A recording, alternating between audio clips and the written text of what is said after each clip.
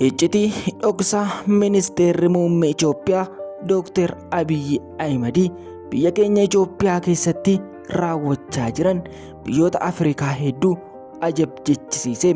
Isaan keessaa muraasni iccitii hin ta'in malee miidiyaa hawaasaa irratti yeroo ammaa ba'ee kan maxxanfamaa jiru waraanota 100,000 olitti lakkaa'aman ji'a ji'aan akka bobbaasaa jirantu dhaga'amaa jira.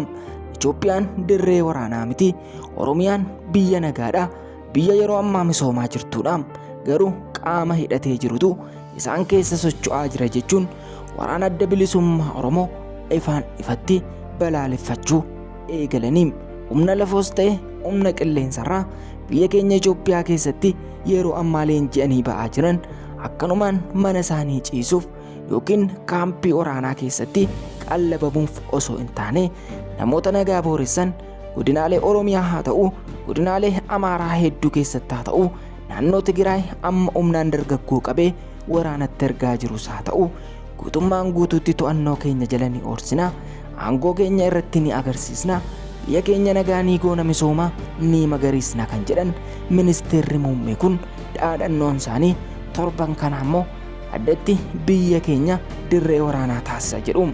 Garuu yeroo ammaa kanatti ministeerri muummee Itoophiyaa misooma biyyattii persentii 80 osoo hin ga'in tasuma aangoo irraa bu'uun barbaadu persentii 20 haftu qaamni biyya diigus yoo jiraate kan biyya ijaaru dhufee haa xumursiisu jechuun dubbatanii buufata xiyyaaraa biyya keenya Bishooftuutti ijaaramaa jirus guutummaan guutuutti xumursiisee waggaa 5 kana keessatti xumursiisu yoon ta'es aangoo irraa fedha kiyyaan isiniif bu'uuf akkan jiru gamanumaan isin beeksisa jechuutti caalaa waraana isaa 10,000 eebbisiisaa jiraachuun immoo biyya keenya abdii kutachiisaa, biyya keenya dirree waraanaa godha jechuun abbootiin amantii, abbootiin siyaasaa hedduun qaamni mormitu siyaasa keessatti warroon aangoo namicha kanaan jaallanne hedduun dubbachaa jiru.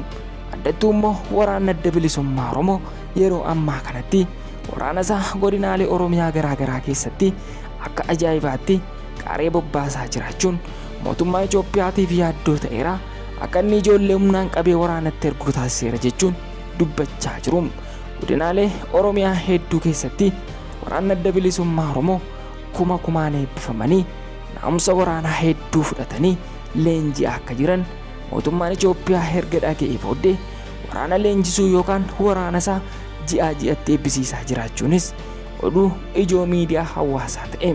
Miidiyaan guddaan biyya keenyaa Faana, OBN akkasuma EBC, ETV afaan Oromoo dabalatee waraanni isaan eebbisiisanii fuula miidiyaa hawaasaa isaan irratti maxxansaa jiran guyyaa tokko isaan gaafachiisa.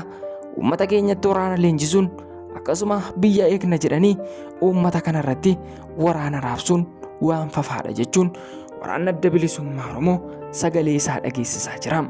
Ministeerri muummee Itoophiyaa kun akka dubbachaa jirutti waraanni keenya biyya keenya Itoophiyaa miti, naannoo Oromiyaallee miti, Afrikaa maragaa jedhu.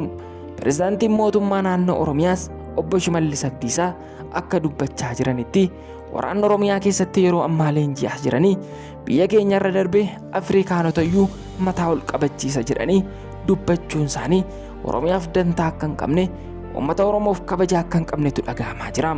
Waraanni kun yeroo muraasa booda koomaandi poostii ta'ee Oromiyaa kutaalee garaagaraatti raabsama. Gaafa raabsaman uummata keenya dararu jedhu. Uummata keenya irratti badiitu raawwatiin dhukaas ni banama jedhu. Waraana adda bilisummaa Oromoo barbaannaatti uummata irratti dhukaasu, uummata miidhuu, uummata dararuu fi kanneen kana fakkaatan Oromiyaa kutaalee garaagaraa keessatti yeroo dhiyootti ni raawwatama jechuun kan raaganis ni jiru. Amma irratti garuu oduu ijoo miidiyaa hawaasaa ta'e kan dubbatamaa jiru dhimma aktiivistii obbo Jawaar Mohammad. Obbo Jawaar Mohammad yeroo ammaa kanatti bakka sagallixuun isaa homaa faayidaa hin qabu jedhu. Odeeffannoo sobaa maxxansa jedhu. Odeeffannoon inni maxxansu keessaa harki 30 dhugaadha, harki 70 garuu soba bakkee adii jirudha jechuun namoonni hedduun dubbatu. Keessattuu immoo waraana adda bilisummaa Oromoo faarsuunsaa waraana adda bilisummaa Oromoo nama saamaa jira jedhee maxxansuusaa hiika akka hin qabnetu bakka garaagaraatti ka'ee dubbatamaa jira.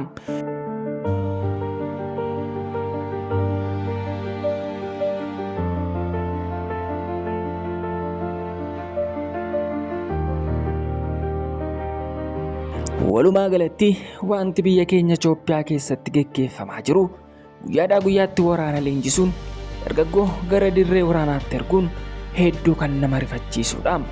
Keessattuu naannoo Tigraayitti nagaa hin barbaannu biyya keenya bilisa baasna jechuun TPLF yeroo ammaa kanatti duula cimaa geggeessaa jiru. Kan isaan geggeessaa jiranis dargaggoota naannoo sanatti argaman ammallee humnaan qabanii dirree waraanaatti erguu Sudaanitti erganii leenjisanii gara biyya keenyaatti deebisuun akka itti fufetti jira jechuun faanaan beeksise. Miidiyaa hawaasaa biyya keenyaa hedduun isaanii TPLF irratti oduu sobaa akkasuma oduu jibbaa hedduu tamsaasa jechuun xiinxaltoonni siyaasaa hedduun yaada isaanii karaa sooshaal miidiyaa isaanii maxxansaa jiraachuu irratti argamu.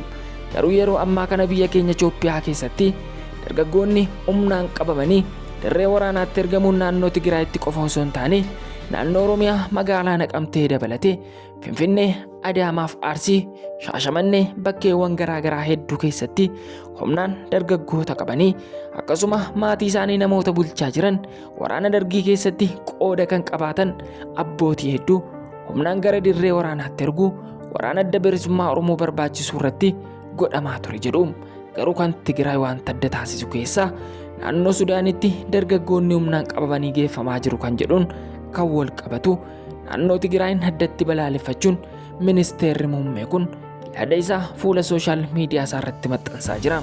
Walgahii caffees ta'uu walgahii Itoophiyaan mariirra jirtu jedhu irratti waraanota yookiin qaamota hidhamanii naannoo Oromiyaa keessa socho'an hedduu ni balleessina kan jedhu dhaadannoo isaaniiti jedhu.